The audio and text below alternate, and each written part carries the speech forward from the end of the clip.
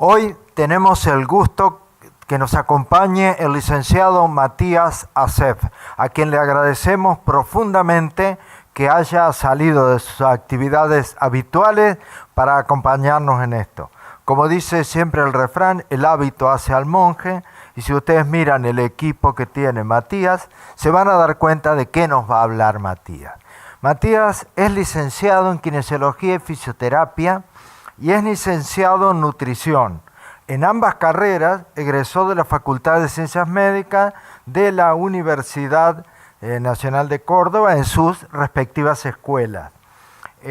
Matías además es un integrante del equipo especializado Conciencia. ¿Por qué no nos contás un poquito, Matías, qué es Conciencia? Bueno, antes que nada, Bernardo, agradecerte la oportunidad y a la Facultad de Ciencias Médicas de su Secretaría de Graduados, la oportunidad para la invitación. Y bueno, Conciencia es un equipo transdisciplinario, una institución que está enfocada y especializada en el tratamiento de personas con sobrepeso y obesidad por un lado y personas con trastornos alimentarios por el otro. Y además, Matías, también vos sos integrante del equipo de rehabilitación cardíaca del Sanatorio Allende. Contanos un poquito cuál es tu tarea en este equipo. Bien. El equipo de rehabilitación cardíaca está conformado por Matías Clavero, que es el cardiólogo que controla y coordina la actividad, y yo en mi rol de licenciado en Kinesiología planifico las rutinas de ejercicio físico de pacientes con patologías cardiovasculares. Trabajamos tanto en prevención primaria, secundaria como terciaria y trabajamos con la derivación del Sanatorio Allende, pero físicamente trabajamos en el gimnasio del Quality de Independencia 541. Bueno, vos también tenés varios posgrados y diplomaturas que hablan de una extensa formación de posgrado. ¿Por qué no compartís un poquito con nuestros alumnos, colegas, de qué se trata esta educación de posgrado?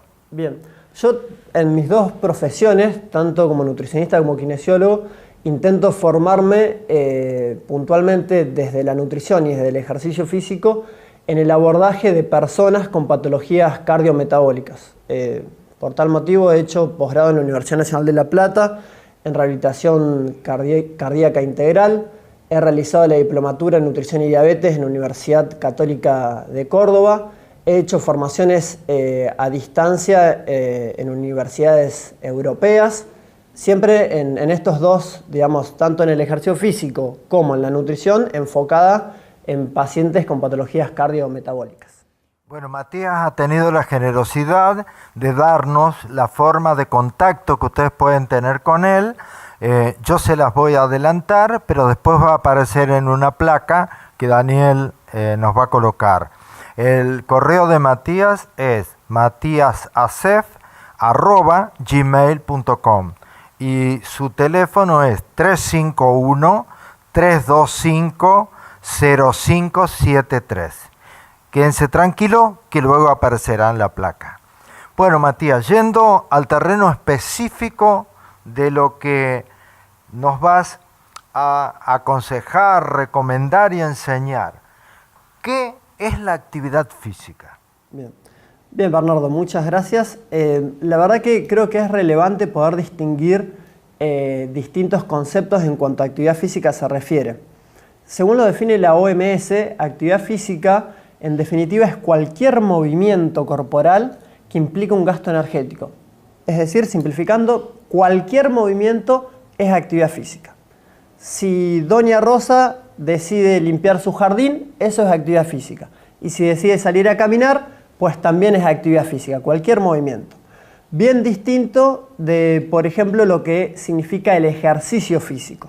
El ejercicio físico ya hablamos de un subtipo de actividad física, pero que tiene un objetivo particular, que es el de mejorar la condición o la capacidad física de la persona a entrenar. Entonces, acá como ya hay un objetivo específico que puede estar vinculado con diferentes dimensiones, mejorar la fuerza, mejorar la flexibilidad, mejorar la aptitud cardiorrespiratoria, bueno, acá ya tenemos que hablar de una dosis de entrenamiento y de un entrenamiento pautado, programado, repetitivo, muy similar a lo que sería aplicar un fármaco, ¿verdad?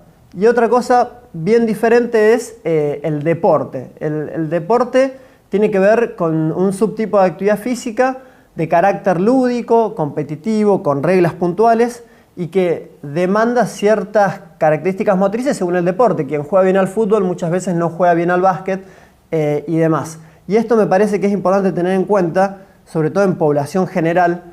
Muchas veces uno cuando le pregunta al paciente, ¿realiza actividad física? Sí, juego al fútbol los domingos. Y en ese jugar al fútbol, esto digamos, de hacer una actividad física una única vez a la semana, muchas veces cuando la persona ya, digamos, después de los 25, 30 años en adelante, sería bien favorable que pueda haber un entrenamiento específico que permita a la persona disfrutar de ese deporte de modo seguro durante el resto de su vida.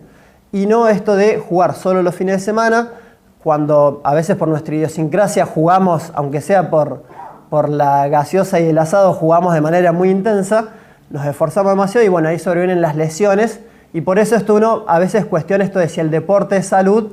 Bueno, hay que ver en qué contexto está tomado. O sea que es muy importante tener en cuenta esta diferenciación que habitualmente, por no tenerla clara, tampoco se la realiza bien. Es decir, que por un lado rescatamos lo que es actividad física, por otro lado lo que es ejercicio físico y por otro lado lo que es la práctica de un deporte. Esto me parece absolutamente relevante entenderlo. Que hoy se habla mucho de tips o de consejos. En estos puntos que estamos desarrollando, ¿qué te parece necesario insistir o profundizar un poquito para que a la gente se le vaya aclarando cada vez más estos conceptos?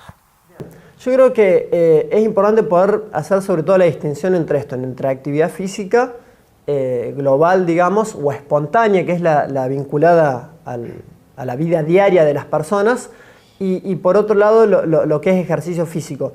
A nivel de la recomendación médica, entiendo que lo más oportuno sería que el médico pudiera detectar y ser sensible a, digamos, la falta de actividad física y movimiento espontáneo en la vida diaria de una persona. Porque esto de poder sumar caminatas, de poder, en vez de ir al trabajo en auto o en colectivo, poder moverse en bicicleta, o que las grandes ciudades del mundo están tendiendo a facilitar la infraestructura para que esto sea posible, la verdad que sería muy relevante, porque también hay que distinguir dos conceptos. Una cosa es ser sedentario y otra cosa es ser inactivo físicamente o tener una actividad física insuficiente. O sea que no son sinónimos, porque es muy común que en medicina se hable de sedentarismo cuando las personas están inactivas. Exacto.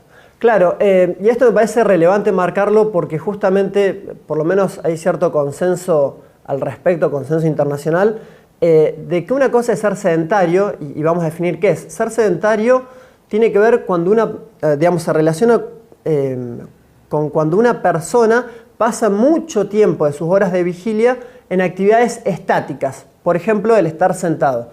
Y yo siempre hago este planteamiento.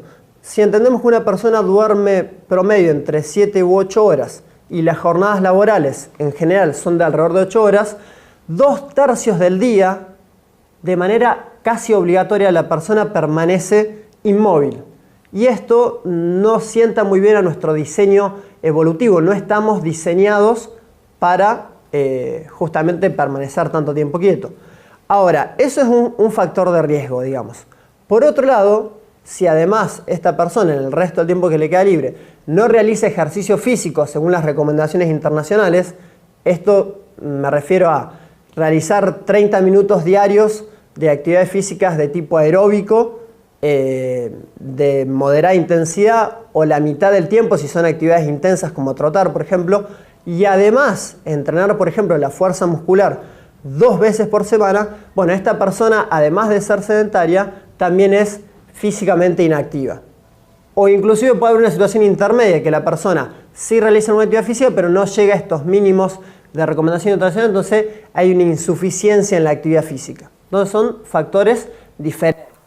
Bueno, me parece que los conceptos han sido muy claros Y me parece que podemos ir redondeando este primer módulo e invitando a los colegas alumnos a que tomen contacto con las personas que los rodean y reflexionen respecto de los conceptos de actividad física, ejercicio físico, deporte, inactividad y sedentarismo.